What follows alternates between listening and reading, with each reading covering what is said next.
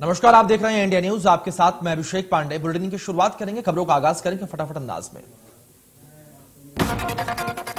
UP विधानसभा के monsoon सत्र की कार्यवाही बुधवार तक के लिए स्थगित कर दी गई है। पहले दिन दिवंगतों को श्रद्धांजलि दी गई।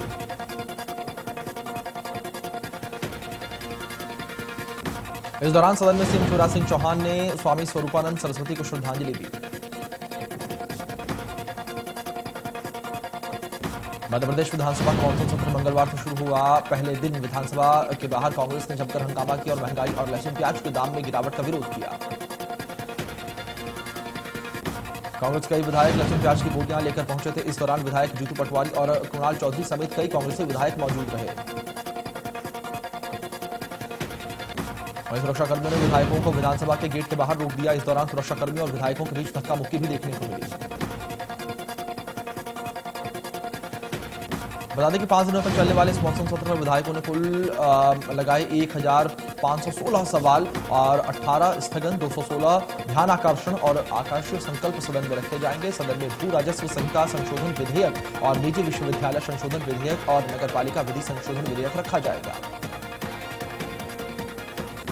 15 सितंबर को सदन के पटल पर अनुपूरक बजट रखा जाएगा। सदन में महापौर का चुनाव प्रत्यक्ष प्रणाली से कराने का प्रस्ताव आएगा। इसके अलावा वाणिज्य कर विभाग और भारतीय स्टैंप ड्यूटी संशोधन प्रस्ताव और वैट संशोधन विधेयक भी प्रस्तुत किए जाएंगे। मध्य प्रदेश विधानसभा मानसून सत्र के दौरान गृह मंत्री नरोत्तम मिश्रा ने पूर्व सीएम कमलनाथ पर निशाना साधते हुए कहा कि कमलनाथ खुद को संसदीय ज्ञान का मर्मज्ञ बताते हैं।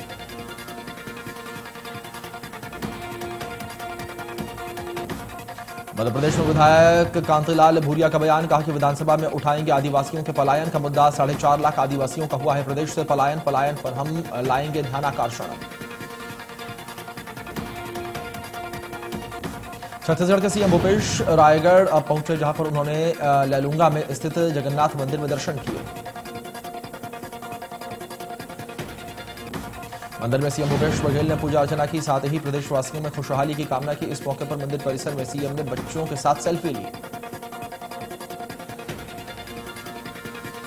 नवदरी में कानून व्यवस्था को लेकर बीजेपी का धरना प्रदर्शन, गांधी मैदान में दिया धरना। पूर्व मंत्री अजय चंद्राकर, विधायक रंजना साहू रहे मौजूद। कानून व्यवस्था को लेकर उठाए सवाल। मध्य प्रदेश में लंपी वायरस का कहर बढ़ता जा रहा है। अब तक मध्य प्रदेश के 11 जिलों में लंपी वायरस की पुष्टि हो चुकी है, जहां पर 2542 संक्रमित पशुओं की पहचान हुई है। लंपी स्किन डिसीज की चपेट में आने वाले पशुओं की संख्या लगातार बढ़ती जा रही है। लंपी वायरस से मध्य प्रदेश का मालवा सर्वाधिक प्रभावित। मालवा में उज्जैन, रतलाम, मंदसौर, इंदौर, नीमच, बैतूल समेत कई जिलों में शामिल हैं। पशुओं में लंपी स्किन डिसीज को देखते हुए पशुपालन और डेयरी विभाग सक्रिय हो गया है। हालांकि राज्य पशु चिकित्सालय के अधीक्षक एसआर नागर की माने तो प्रदेश भर में अब तक 4.5 लाख से ज्यादा मवेशियों को वैक्सीनेट किया जा चुका है। यही वजह है कि वक्त रहते वैक्सीन लगाने से जानवर 3 साल तक के लिए सुरक्षित। मध्य प्रदेश के चिकित्सा शिक्षा मंत्री विश्वास सारंग ने कहा है कि लंपी वायरस को लेकर सूबे की सरकार हर तरह से अलर्ट मोड पर है और ये वायरस मध्य प्रदेश में ज्यादा न फैले, इसके लिए तमाम इंतजाम किए गए। इंडिया न्यूज के ग्वालियर मंच कार्यक्रम में केंद्रीय कृषि मंत्री नरेंद्र सिंह तोमर ने लंपी वायरस को लेकर बड़ा बयान दिया। उन्होंने कहा कि लंपी वायरस चिंता का विषय है और राज्यों को वैक्सीन दिए जाने पर प्रयास किया जा रहा है। इसके साथ ही केंद्रीय कृषि मंत्री ने कहा है कि इस परिस्थिति में हम राज्यों के साथ पूरी ताकत के साथ खड़े हैं।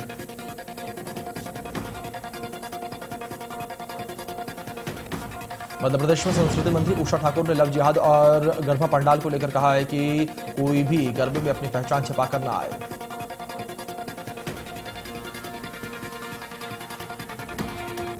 उषा ठाकुर ने कहा है कि गरबा में जो आए पहचान पत्र लेकर आए। पंडाल में आने वाले हर व्यक्ति की आईडी कार्ड देकर एंट्री की जाएगी।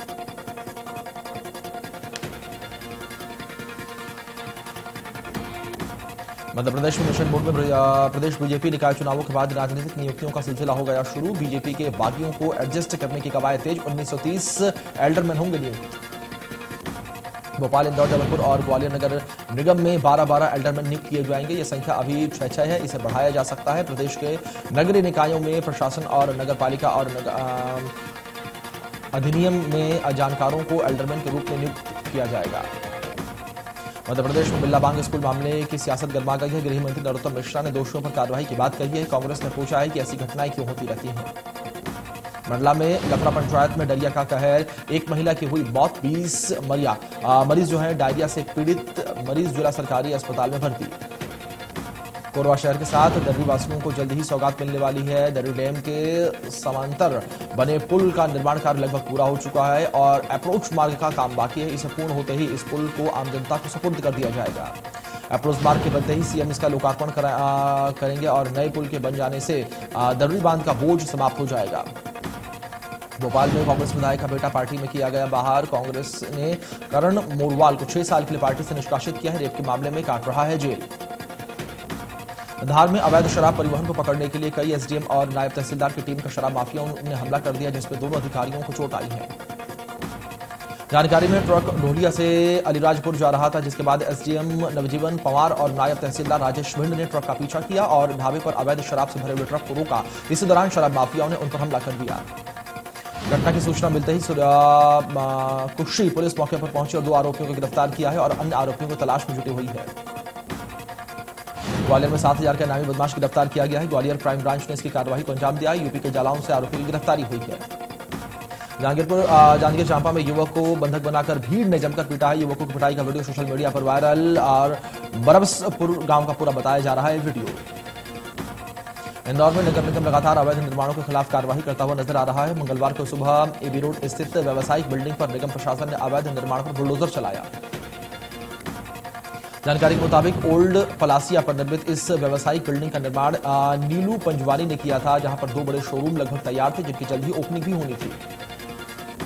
निगम आयुक्त प्रतिभा पाल ने पिछले दिनों कई अवैध बिल्डिंग को सील करने और रिमूवल की कार्रवाई शुरू की है। उसी कड़ी में उक्त बड़ी कार्रवाई को आज अंजाम दिया गया। रायपुर में गणेश विसर्जन के दौरान झांकियों में चल रहे समारोह में चाकूबाजी का मामला सामने आया है। मामले में 3 आरोपी गिरफ्तार किए गए। चाकूबाजी के गुढ़ियारी निवासी मनीष साहू हुआ था घायल।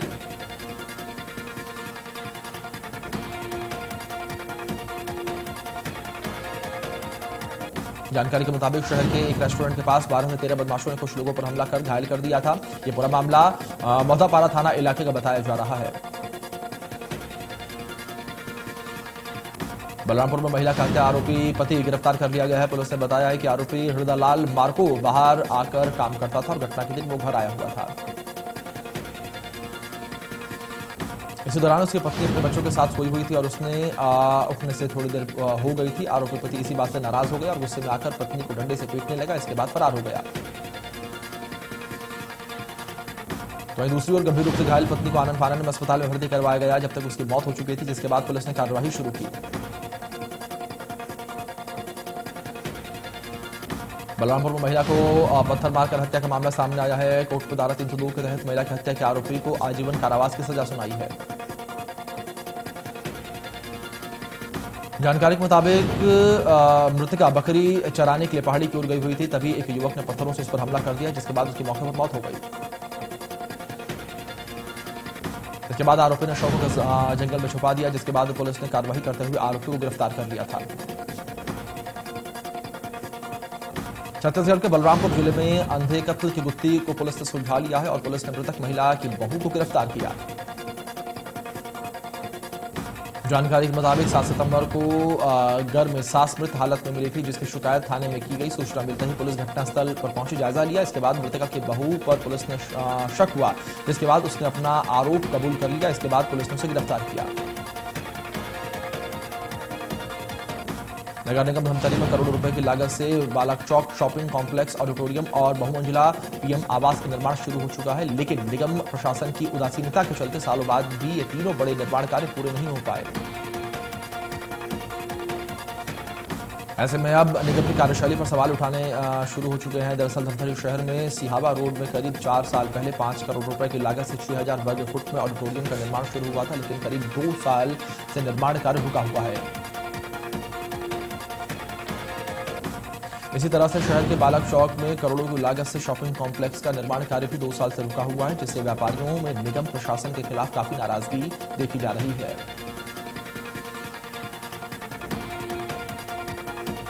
बीजापुर में देवदू बने नगर सैनिक और एसडीआरएफ की टीम महिला ने नदी किनारे बच्चे को जन्म दिया है। बाढ़ के दौरान बच्चा का रेस्क्यू किया गया। गंगालूर तहसील के कमका नार गांव का पूरा मामला। शिवपुर में ग्रामीणों ने 2 चोरों को पकड़कर पेड़ से बांध दिया। बिजली मोटर चोरी करने आए थे दोनों चोर। करैला थाना क्षेत्र का पूरा मामला।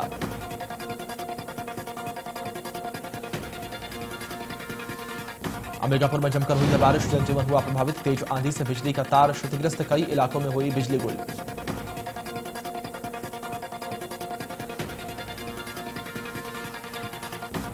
डिजिटल इंडिया के तर्ज पर अंबिकापुर नगर निगम के स्वच्छता दीदी की डिजिटल की ओर बढ़ रही हैं। डोर टू डोर कचरा कलेक्शन करने वाली स्वच्छता दीदी अब QR कोड के जरिए ऑनलाइन पेमेंट ले रही हैं। हितग्राहियों का कहना है कि नगर निगम ने अच्छी पहल की है। ऑनलाइन पेमेंट की सुविधा से राहत मिली है। छत्तीसगढ़ अब डिजिटल छत्तीसगढ़ होने जा रहा है, जिसकी बानगी अंबिकापुर नगर निगम के डोर टू डोर कचरा कलेक्शन करने वाली स्वच्छता दीदियों में देखने को मिल रही है। बलरामपुर के राजपुर वन परिक्षेत्र में हाथियों का आतंक जारी है। हाथियों ने अब तक 50 हेक्टेयर से अधिक फसलों को नुकसान पहुंचाया है। ग्रामीणों के घर और फसलों को नुकसान पहुंचाया गया है। हाथियों को भगाने पहुंचा प्रशिक्षित दल भी उन्हें भगाने में असमर्थ। जशपुर में दल से बिछड़कर गांव पहुंचा था हाथी का बच्चा। करीब दल से 1 किलोमीटर दूर तय है हाथी का बच्चा। सूचना पर वन अमला मौके पर पहुंचा और तपकरा वन परिक्षेत्र के सडमना का है पूरा मामला। अवैध पटाखा फैक्ट्री में सीएम फ्लाइंग टीम ने भारी मात्रा में पटाखा जब्त किया है। फिलहाल पुलिस ने मामला दर्ज कर आगे की कार्रवाई शुरू कर दी है। में सो रहे परिवार के बदमाशों ने अपना शिकार बनाया है, निशाना बनाया है। हथियार के दम पर लूटे 1 लाख रुपए और सोने चांदी के जेवरात। लूट का विरोध करने पर लुटेरों ने बुजुर्ग की हत्या कर दी। साथ ही बदमाशों के हमले में घर में सो रही महिला भी घायल हो गई है। लूट के मामले में पुलिस ने 3 अज्ञात बदमाशों के खिलाफ केस दर्ज किया। फरीदाबाद में महिलाओं की फोटो अश्लीलता से एडिट करके ब्लैकमेल करने वाले आरोपी को पुलिस ने पकड़ लिया है। फिलहाल पुलिस ने मामला दर्ज करके आगे कार्रवाई शुरू कर दी है। पकड़े गए आरोपी के मोबाइल से 485 अश्लील वीडियोस पाई गई हैं। वहीं फेसबुक मैसेंजर पर 60 और व्हाट्सएप पर 25 महिलाओं के साथ अश्लील चैट पाई गई है। पीएम ने मृतक के परिजनों को प्रधानमंत्री राहत कोष से 2-2 लाख रुपए, जबकि घायलों के इलाज के लिए 50-50 हजार रुपए की मदद देने की घोषणा की है।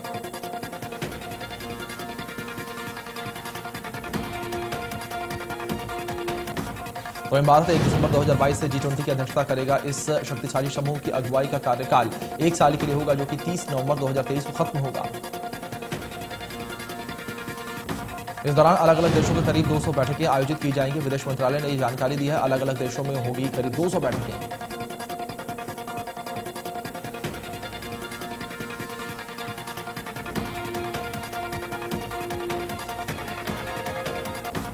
पीएम मोदी 15-16 सितंबर को SCO शिखर सम्मेलन में शामिल होने के लिए उज्बेकिस्तान की यात्रा करेंगे। पीएम के शिखर सम्मेलन में कुछ द्विपक्षीय बैठकें करने की संभावना है। इसमें चीनी राष्ट्रपति शी जिनपिंग और रूसी राष्ट्रपति व्लादिमीर पुतिन और पाकिस्तानी प्रधानमंत्री शहबाज शरीफ के शामिल होने की उम्मीद। कांग्रेस भारत जोड़ो यात्रा का 7वां दिन है। आज सांसद राहुल गांधी ने आज केरल के तिरुवनंतपुरम के कन्यापुरम से की है और इस दौरान बड़ी संख्या में पार्टी नेता और कार्यकर्ता मौजूद रहे। बता दें कि भारत जोड़ो यात्रा शनिवार को केरल पहुंची थी और यात्रा 19 दिन में राज्य के 7 जिलों से होते हुए 1 अक्टूबर को कर्नाटक पहुंचेगी। और बता दें कि राहुल गांधी के साथ 3 तरह के यात्री पदयात्रा कर रहे हैं, जिसमें करीब 120 यात्री भारतीय शामिल हैं।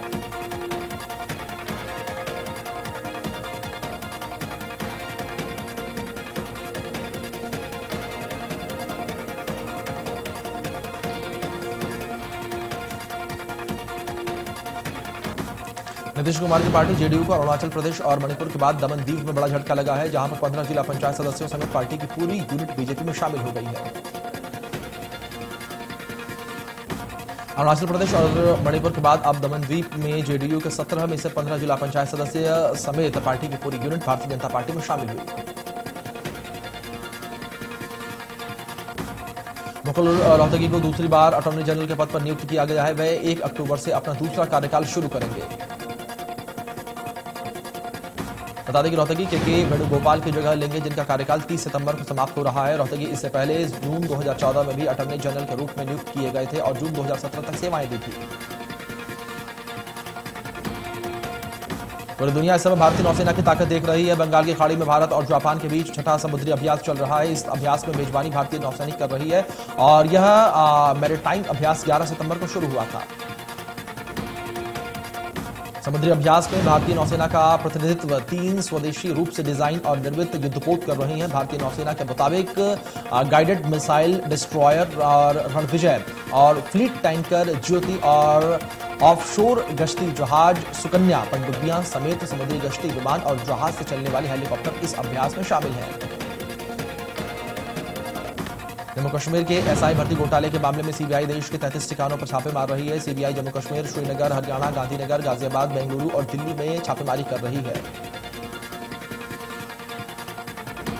इस दौरान जम्मू कश्मीर में एसएसबी परीक्षा से जुड़े अधिकारी खालिद जहांगीर और अशोक कुमार के परिसरों में भी छानबीन की गई है। सीबीआई ने जम्मू कश्मीर के सब इंस्पेक्टर की भर्ती में कथित अनियमितताओं के मामले में पिछले महीने 30 ठिकानों पर छापेमारी की थी।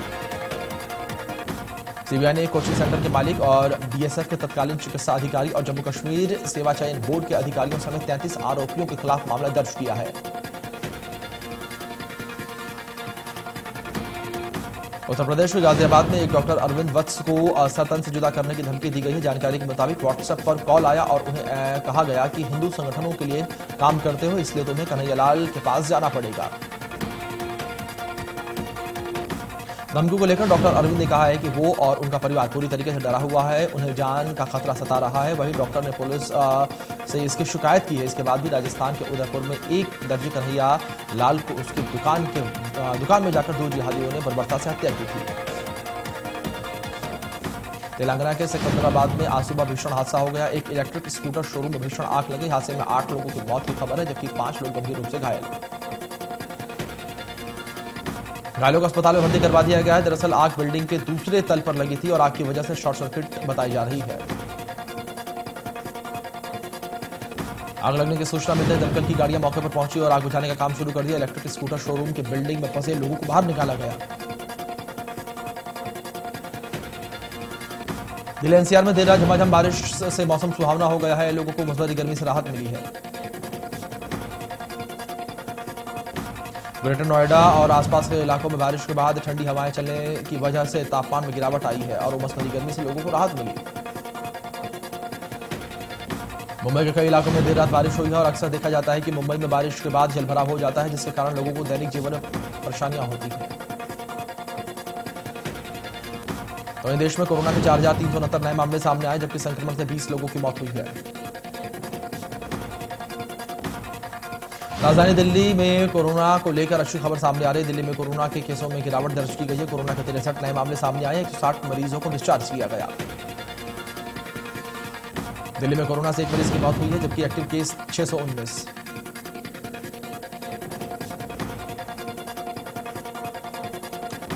दिल्ली में फिर से डेंगू के मामले बढ़ रहे हैं। अभी तक एक हफ्ते में राजधानी दिल्ली में डेंगू के 51 केस सामने आए। दिल्ली में डेंगू के अब तक 295 नए मामले सामने आ चुके हैं। दिल्ली प्रशासन अलर्ट मोड पर है। डेंगू के अलावा मलेरिया के 63 और चिकनगुनिया के 14 केस भी दर्ज किए गए हैं।